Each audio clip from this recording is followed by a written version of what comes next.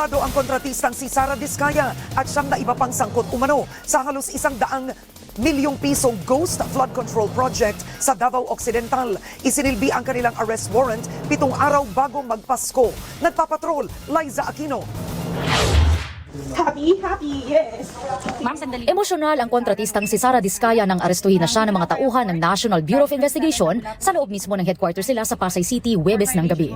May karapatan po kayong manahimik. Ano man ang... December 9 pa siya namamalagi roon matapos sumuko kahit wala pa siyang arrest warrant dahil natatakot umano siya para sa kanyang kaligtasan.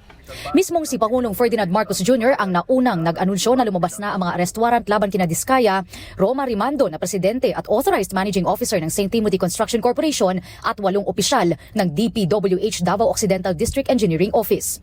Naharap sila sa mga kasong graft at malversation kaugnay ng 96.5 million peso ghost flood control project sa Jose Abad Santos, Davao Occidental.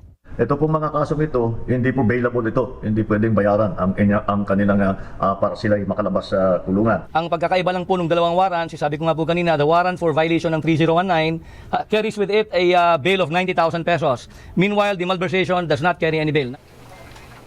Sumailalim si Diskaya sa medical check-up at booking process at saka dinala sa NBI detention facility sa Muntinlupa kung saan siya nagpalipas ng gabi bago ang return of warrant sa issuing court sa Lapu-Lapu City, Cebu. Pagkatapos ito ay itatakda ang arraignment o pagbasa ng sakdal kina Diskaya.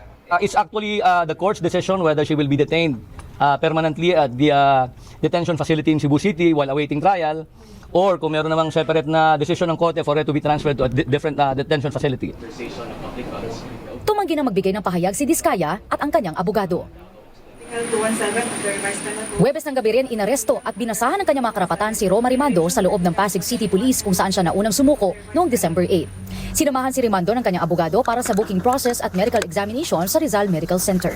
We will be returning the warrant to the issuing court na kung saan ay dun sa Lapu-Lapu City sa Cebu. And then kung may commitment order na to be issued by the judge is ibabiyahin namin papuntang Cebu. Hindi natin masabi kung gaano kabilis, basta we will obey immediately. Pag once na mayroon na kaming commitment order coming from the court, we will waste no time. Pero hanggat walang utos ng korte, sa Pasig City Jail muna nakakulong si Rimando.